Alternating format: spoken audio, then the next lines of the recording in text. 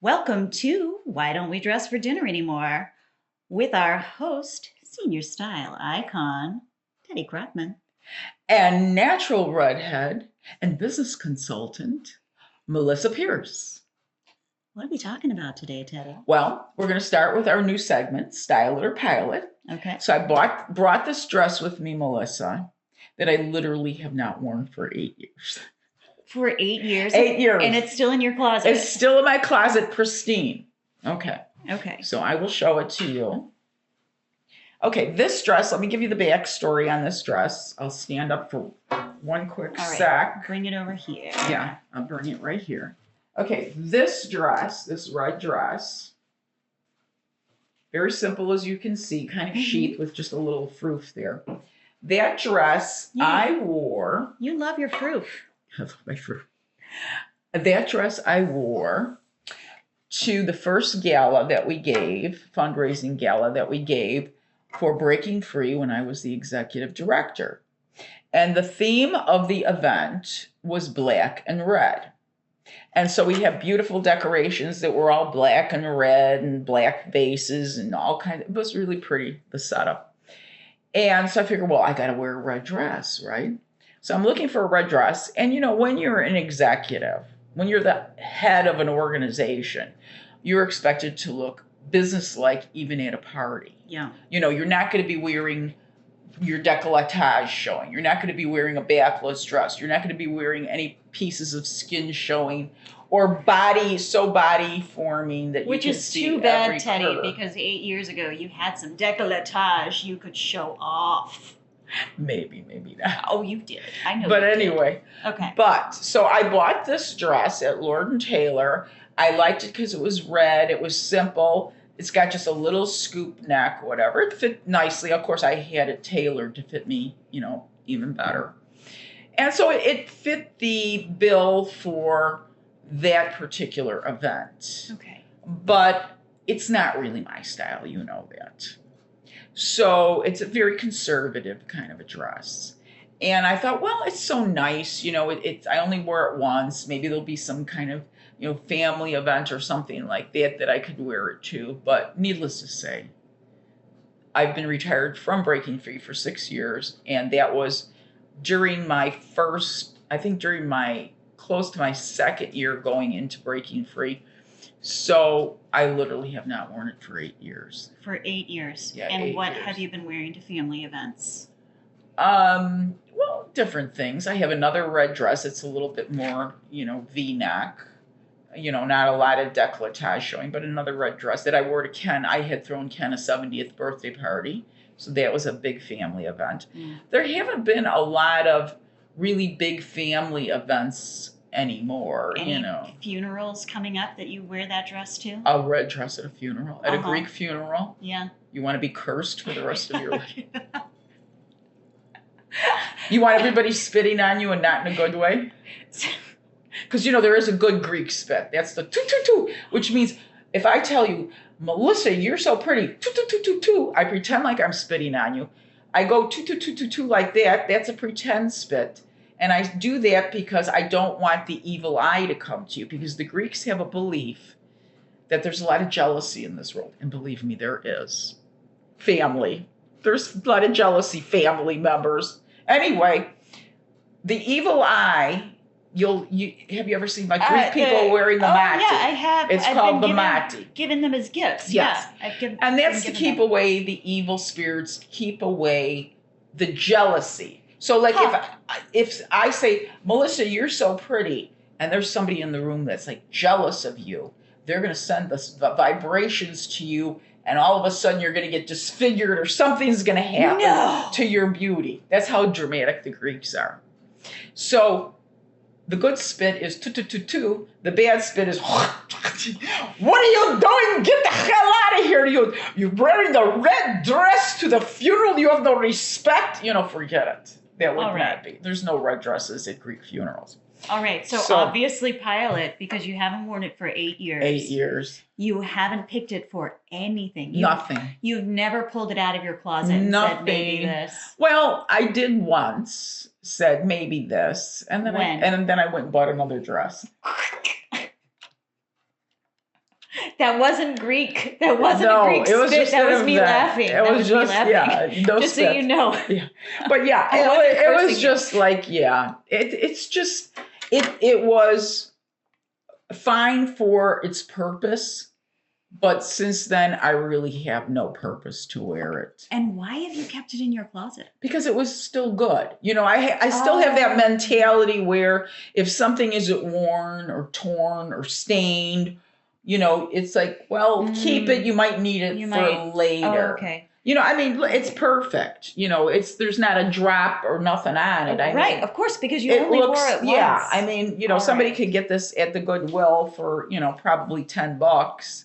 You know, which would be a fabulous deal considering what I paid for it at Lord & Taylor, and I wore it once, you know. But it's not my style. All right, so style it or pilot.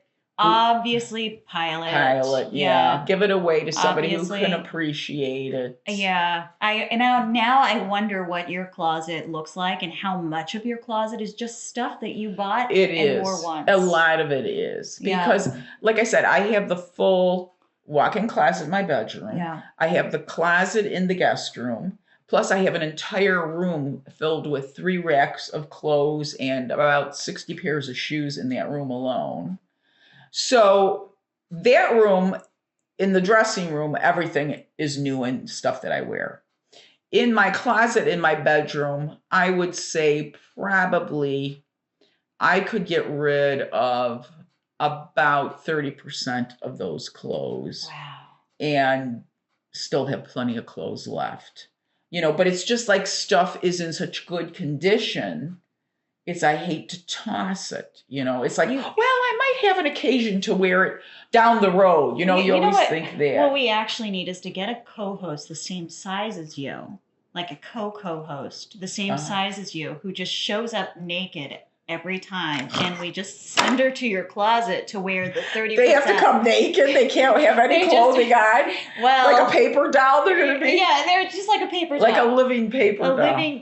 We need a segment called Living Paper Doll that just goes to your closet and picks something out every day to wear home. Well, and you know, I'm embarrassed to even say this, but there are probably a few pieces in there that I've never even worn. It's one of those like, what was I thinking? I feel like we all have those. Yeah, we have moments of weakness. We all have those. Yeah, moments of weakness where it's like, what was I thinking when I bought that? Right. Like, oh, I have one that I'll bring next time. Yeah. I have one that I bought and I was like, certainly I am daring enough to wear this. Yeah. And I'm like, I'm never going to wear it. I'm never going to wear this. You're not as daring as you thought. What? Well, I think both of us are that way. You know, I think we appreciate avant-garde looks or, you know, fashion, high fashion and all that kind of stuff. But when it comes to our personal style, I think both of us are kind of stuck in our particular own vibe. And if it's not fitting that particular vibe, it's like, you know, I tried to step out of my box, but I really like it in my box. Right. Or it's just too high maintenance. Like, oh, this has a train and something. People are going to step on it. I'm going to fall over in it. Right. Or it's a little tight in the waist and it's like, I want to eat tonight. I don't feel like, I have what I call good eating clothes. I have good eating clothes. I remember you saying this. It's the truth. When you're going to go out to a really good, nice dinner, you should always make sure that you have flexible clothing on, because otherwise, if you have something that's already pinching you and you're kind of sucked in anyway, just think how you're going to feel after that meal. You're going to feel like you have to throw up. Stylists, take note. Listen. So if we're going out to a nice dinner, I mean, if I'm going to an event, which a lot of the fashion events are just drinks and quote unquote light bites, which, you know, you rarely even get a light bite. That's fine. Then you can go all cinched and pinched in because you're not really going to be getting any more volume in the middle. But if I'm going to Gibson's Steakhouse and I'm going to chow down really good, I'm wearing something that's below my waist or made of stretchy material so I can enjoy the meal that I'm spending, you know, a lot of money on. This is what I'm saying. Personal stylists need to take note when they're saying, "Hey, where are you going?" Yes. And then they're like, "Hey, I'm going to dinner." They need to say, "What kind of dinner are you going to? Right. Is it chow down dinner or is it Yeah. light appetizer dinner? Yeah. Because we need to make clothes that fit." They're not teaching you this at style school. Right. Do you need, what did you call them? Good eating clothes. Good eating clothes. Or do you I got my good eating dress on. Do you need salad clothes? I'm not going to find that in a stylist, like a personal stylist, like manual. Well, how to be a gotta personal stylist. Is this person going to be walking around a lot? So is it an outfit that they're walking like Morticia Adams, with little baby stuffs? And I have clothes that are like that. But if it's a place that I know I'm just going to be standing around posing, maybe, just, leaning up against a wall or something like that, I'll wear that. But if it's a place where I'm going to be moving around or whatever, you got to think about the flexibility of the outfit too, because you're not going to enjoy yourself, and nobody wants, as good as you look, and we all suffer for beauty, we say, you don't want to suffer that much. I don't want to suffer. Especially at my age, for Christ's sake, I've suffered enough, and let me have a little pleasure before, you throw the grass over me. Okay, speaking of pleasure, you were talking about your guilty pleasure. You started watching this show called The Secret Lives of Mormon Wives. It was piqued my interest because I grew up Mormon. All right, so I can't imagine that watching women quilt is thrilling television. No, so this is, okay, let me tell you how I started watching The Secret Lives of Mormon Wives. I always exercise Dancing with the Stars because I like the music. It's fast. It makes me pedal fast or whatever. There is one fabulous contestant. Her name is Whitney, and she is like a professional dancer. She's beautiful. She's just hits the mark every time. She's at the top of the leaderboard, as they call it. Okay. And she's from this show. She and 6 other Mormon women started a thing on TikTok called Mom Talk. And they would all dance, and they became very popular influencers, making thousands and thousands of dollars from TikTok. 2 of the women from The Secret Lives of Mormon Wives, one I think was named Jen Affleck, and her husband is actually a second cousin to Ben Affleck, the actor. Okay. She got thrown off the beginning, maybe 3-4 episodes, and she was a good dancer though. But Whitney is still at the top of the leaderboard. So they kept mentioning that she's on TikTok with Mom Talk, but she's also on this show called Secret Lives of Mormon Wives on Hulu. So I started watching it. And I remember you told me you were brought up in the Mormon faith. Mm-hmm. So I'm thinking Mormons, I'm thinking buttoned up high collars, very pristine, watching every P and Q, no alcohol, no coffee, very highly religious. This show blew my mind. These women, they show them at the beginning, they're all wearing the same powder blue coat. Then they take off their coats and they all have the sexy clothes on. One of them was involved in a wife swapping sex orgy. What? Another one is going through domestic violence issues, and then she got pregnant by the guy with the domestic violence issues, although she got charged for the domestic violence, which was very interesting.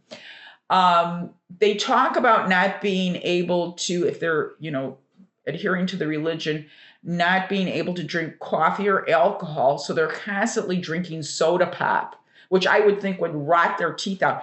In Utah, they said literally every block has a soda pop shop. And they drink pop like it's water. I've never seen anything like it in my life. It's not like there's what were they called? Like a fountain. Like in the olden times. A soda fountain? They have those where they mix them. They have those. But, yes. But also it's like there's a gas station with the 100 flavors. No, they go into this shop. I can't remember the name of it. It's very popular there. I did live there. And this one woman ordered a 42-ounce pop that they mixed specially for her. And it had pineapple, strawberry, these syrups. Yeah. The syrups were all sugar-free, so you can imagine the chemicals that are probably in it. And then they asked them if they want it fizzy or flat. So they can drink flat soda as well. That's ridiculous. Yeah. Yeah. It's so strange. Like, they're like, oh, we don't have these vices, so let's invent another one. Well, that's what they said. They said our vice is soda pop. A new vice. Yeah, our vice is soda pop. I remember being in high school walking after my family would do a.m. Bible study at 5:30 in the morning. So Oh, we would do geez. Bible study at 5:30 in the Oh morning. my gosh. Then I would walk to seminary, which was where the teenagers studied the religious books together Yeah. before school. And I would secretly drink a cup of coffee on the way to seminary because I was a rebel. I did nothing else wrong. Yeah. But I had my one vice. Your And I would coffee. put like 60, maybe it was like 10 French vanilla creamers from 7-Eleven Oh in my it. So it gosh. could be palatable. Yeah. So I could go to seminary and have my second Bible study of the Yeah. day before I went to school, and then came home. Before then, I would go to young women's class Oh my gosh. at church so that we could participate in some other religious Yeah. function. And it was constant, but it was like you needed to have your one vice so you could feel like you could participate at all in the culture of American consumerism in any way. Yeah. Well, the reason that I brought that up is because I know you were brought up in the Mormon faith, but it brought the question to my head was I had this assumption that this is the way Mormon women dress, and obviously they consider themselves faithful Mormons, and they're wearing all these sexed up clothes. Every other word, by the way, coming out of their mouth is F. So there's no problem, I guess, with swearing. And it brought the question to my mind, how has religion tried to shape especially the way women dress? I know there's also some religions that, like the Sikhs in India, wear their turbans for religious reasons and things like that.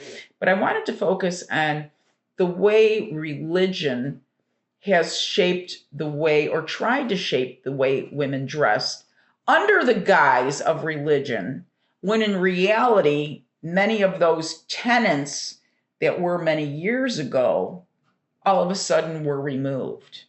And the reason they were removed, in my estimation, and I've heard other people say this too, is because attendance was falling in church. So what's the best way to get people back into the church is start dropping some of these quote unquote religious tenets that were never really religious tenets to begin with. For example, I was brought up Greek Orthodox. Now, when I say I was brought up Greek Orthodox, we went to church exactly once or twice a year. My mother felt she needed to pretend like we were getting enrolled in Sunday school. So we'd go for 1 or 2 classes at the beginning of the year, and then that would be it. And then we'd go to church on Good Friday, which is actually a very big holiday in the Greek Orthodox We would call church. people who did that in the Mormon church Jack Mormons. Yeah, what the hell? You were in Jack. We were basically Greek not religious. Orthodox. We were not religious. But in the Greek Orthodox Church, when I was growing up, and that would be in the late 50s, early 60s, all women had to have head coverings. And it was the same way in the Catholic Church, which is very similar to Greek Orthodox. All women had to have head coverings. So every woman in the church either had a hat on, or once in a while you'd wear one of those little lace doilies. Or once in a while you'd see a woman with a babushka on. But you had to have your head covered for some reason. I don't know what that was about. Again, it was controlling of the way women look, or often for some reason. So you wouldn't be tempting. Cover your hair. You wouldn't be a temptress to the men. A temptress. Yeah, what temptress is a 10-year-old child going to be? Well, let's go. Don't even ask that question. Yeah, I won't. But again, those rules were all eventually dropped, usually around the 70s, 80s, where you started seeing women going into the church with no hat on or no doily on their head. And then, the Greek Orthodox took a little bit longer. The Catholic Church caught up, was that they couldn't wear pants to church. I do feel like this happens with a lot of rules in all churches. Yes. Church follows the trends of law and of society, but they are normally 10 to 20 years behind. Yeah. Right. But supposedly they make it sound like it's biblical. That somehow it's coming from the Bible. When in fact it changes. It came from on high. Yeah, right? Bullshit. When I went to church, modesty was the thing, right? Yeah. Children had to be modest, but my parents had to be modest to a higher degree. They actually had to wear undergarments that kind of showed. They called them garments. Right. Actually, they were basically just white Yes. t-shirts and underwear that like Right. were longer underwear. They were Right. shorts. Right. And they t-shirts. still do that. And they wear those garments. These women on television They do wear garments. Yeah. They said they wear garments. So they're But- still wearing what we call the magic underwear. The magic underwear. Yeah. Those Yeah. they're swearing that shocks. Every that other shocks word me. out of their mind I is mean, F. obviously they're doing it for shock value. They're television But they're reality Mormons. stars, but they're And they go to the Mormon church. They're certainly not dropping F-bombs at church. I can tell you that. No. No. But they're dropping it on TV, and the Right. church still allows them in. Well, I often say this.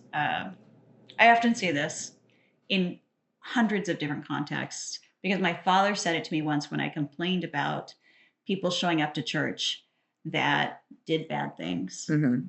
He says, it doesn't matter what gets you in the door. It matters that you're here. Mm-hmm. And that's it. Like he was like, why does it matter that you don't do bad things, but you're just sitting in church? Isn't that kind of being hypocritical? Right. Well, it is being hypocritical, but it was basically, it's not your job to judge. Mm-hmm. That's God's job. The fact that they got in the door to church is the thing. Uh-huh. Right. That was attendance is always the thing. Attendance is the thing. Because you need to fill those baskets, man. The gold star. Well, 10% in the Mormon church is 10% the tithing. of the tithing, right? But right, at least they got in they thought God was important enough that they sat in the seat, or at least the judgment of their peers. Yeah. But right, it shocks me that they swore. It doesn't shock me that they drank soda or Coke or constantly whatever. drinking pop. It was amazing.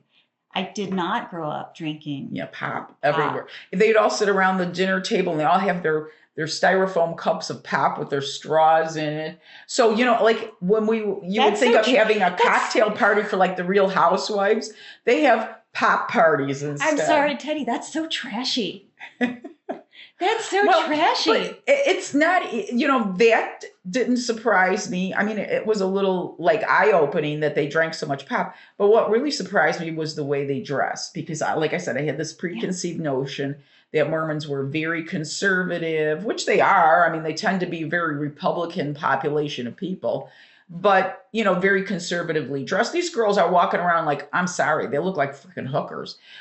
They have, they wear kind of nice clothes, but mostly they're dressed like not nicely. I mean, they're not stylish. They're just trashy looking. But let's hold on. Let's bring it back. You were like, oh, how has religion shaped the way women dress? Right. And then you're like, but it gets thrown out when they need more people in attendance. Then all of a sudden, and then you're like, oh, they look like hookers. Yeah. Okay. Oh, they look like hookers. Yeah. And you're like, oh, how do we separate what the flock looks like from hookers? We make sure the flock dress modestly so you know who is a righteous woman. Yeah. And they're like, hey, not enough people are coming to church because nobody cares if you're a righteous woman or not. Right. So we need the women to start dressing like hookers to attract all the righteous men back into church. They'll come back to church. Well, all those girls that are dressed like hookers. Also, now, I have to say this. I haven't heard the term hookers in a really long time. Also, let's just say hookers. Well, what do you use for prostitutes? I think we say prostitutes. You just say prostitutes? That's the formal term. I know, but nobody says hookers anymore. Oh, yeah, I hear people say hooker all the time. Are they from your generation? I love the word no, hooker. Dear, I've heard people from your generation say hookers. Because they're hooking Maybe you're just too, closeted. You're not out in the real world there, girl. You're too busy consulting. I just grew up Mormon. Yeah, no. But I mean, here's the thing. These girls, it's from like one extreme to the other. I'm not saying that in fact, one of them at the beginning, my favorite dancer, Whitney, she is dressed like a Mormon. And I mean, it's bad. She's got this big frilly dress on with the big square neckline. And she looks very different than she does on Dancing with the Stars. Wait, she's doing like the gunny sacks dress? No, well, it's just like she looks like a dress that Raggedy Ann would wear. Like with a pinafore. Like the gunny sacks, like the pioneer woman kind of. A little bit, but it had a square neck. It wasn't, all the way up. So at the beginning of the show, Whitney kind of dresses more like that, where the other girls are wearing like the bra type tops and the, ripped up jeans and the, the kind of more sexier looking clothes. Now I'm only on the first season, but Whitney's dresses more like that than the other girls do. The other girls tend to dress more saucy, looking. But I was just, like I said, it's not only the Mormon faith, it's all of the religions. When you think about it, they all, to some degree, and especially for women, they try to control the way women present themselves because, you've heard this saying before, like if a woman is dressed in a sexy manner, and let's say she gets sexually attacked, for the longest time, people would actually blame the victim and say, well, she was asking for it. Look at the way she was dressed. Right. What were you wearing? Right. So, you could, wear a micro, we used to wear micro minis that basically just covered your, hoo-ha area. Your holy. Yeah. I mean, barely covered that with, knee-high boots and stuff like that. That was in style in the 70s. Now, if you wear that, that would be considered almost a little bit of a hooker look, although it can be fashioned up and you could wear micro minis and that kind of thing. It's the way, it's kind of presented. I wish, from trashy to stylish. I just wish all prostitutes dressed as Little Bo Peep now, because then they would earn They'd probably get more hooker title. It strikes me that the Mormon wives likely dress that way for the show specifically because they are finally able to express parts of themselves they cannot express in their daily lives. Yeah. Well, that's one of the things that's very interesting on that show that they talk about is that they feel that being on this show, they're showing the next generation of Mormon women that they're more liberated.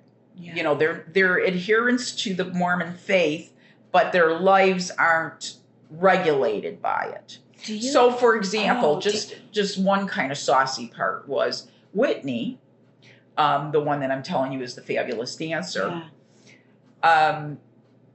She was given a contract by a vibrator company.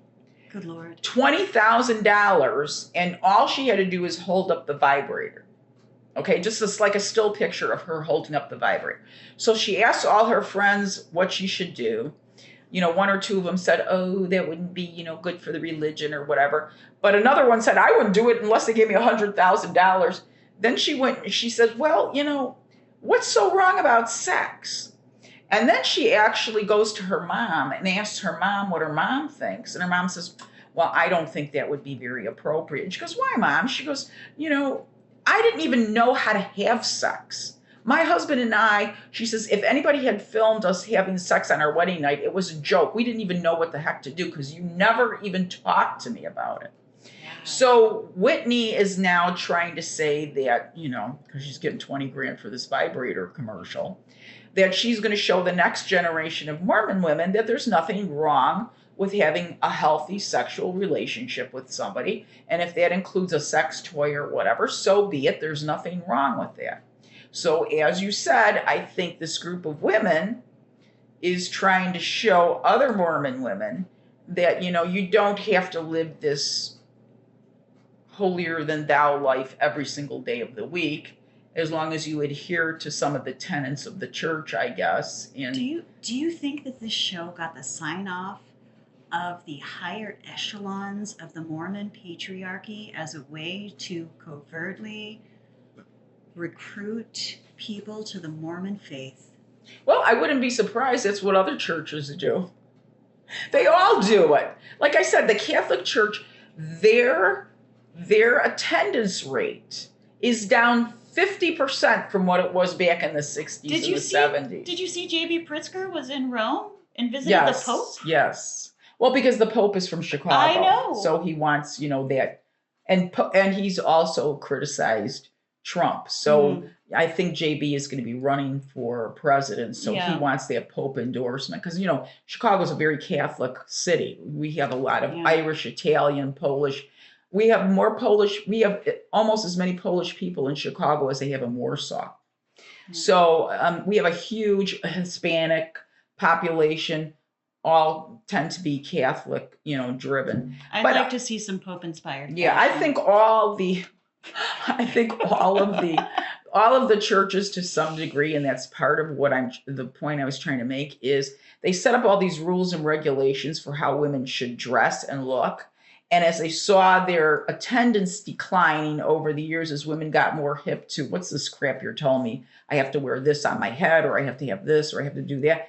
Women and their families started getting away from going to church. So as that happened, as attendance started to drop, they started to drop a lot of the regulations about dressing. Yeah, I was trying to think if there aren't many regulations for men in most Christian religions. Right. But I do see it like Muslim religions. Yes. There are, and The headpieces. Right. In Yeah. Orthodox Jewish religions, certainly there Right. are many regulations for men as well as women. Yeah. But in Christian religions, no, there haven't. Yeah. been. It tends to be So more female focused on it's what we more should or female-focused, shouldn't wear yeah. to church, especially, you Yeah. know. Yeah, I do remember only being able to wear dresses to church. Yes, we could too, only in the Greek Orthodox Church. If you saw a woman going to church in pants, it would be like, what? You know, where the Catholic Church was like ahead of us, because I remember seeing a lot of my friends going to church in pants, and I would say, they let you go in the church with pants? I remember wearing a black dress not the same black dress, but Yeah. a black dress 2 Sundays in a row to church, and that being scandalous in the 90s. So black was not accepted wear? Black was not accepted wear, right? Because I wasn't mourning. Was Uh-huh. I goth? Was that concerning? Oh. But that was post-satanic panic, but it was also concerning. Yeah. Right? It was scandalous for a teenager to wear black. To church twice in a row. Yeah. That was some sort of pattern that was not okay. Yeah. And let me ask you this, and this has nothing to do with fashion, but it's just my own curiosity. What is it about coffee that Mormons can't drink coffee? It is not anything to do really with coffee. It is more to do with all things in moderation, and caffeine is addictive. Yeah. So anything that is addictive is considered something that you shouldn't have. So all of these, like these soda things, like that sugar is addictive, and probably that's like their only advice.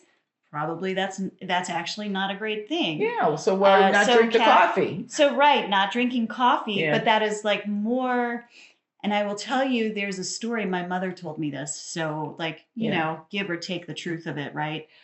She said really tobacco and coffee became a real pull in the Mormon church. Like it was outlawed when the tabernacle was built. You know, this is the big tabernacle in Utah was built. And the person cleaning the tabernacle was the prophet's wife. And she would have to clean up all of the tobacco and coffee stains. So that's why it was probably. That's why it was outlawed. See? It was outlawed because she didn't want to clean up the tobacco stains. She was like, I am fucking tired of this. Well, but you know what? That makes my point. Yeah. A lot of rules are set up by churches and religions that really have nothing to do with religion. It just has to do with somebody's convenience, somebody's own personal outlook, controlling of women, that kind of thing. So that just makes my point that a lot of these things really, especially the dress of women and how to look in a church and all that kind of thing. Again, back to, my hooker analogy, which is we judge. Remember we talked the last time about being judged. And so you're going to be judged when you walk into that church. Do you look like a holy woman or do you look like a hooker? You know. Are you Bo Peep? Yeah. Or are you a sheep? Yeah. Oh my goodness, I am beginning to become a preacher. Yeah. Are you Bo Peep or are you a sheep?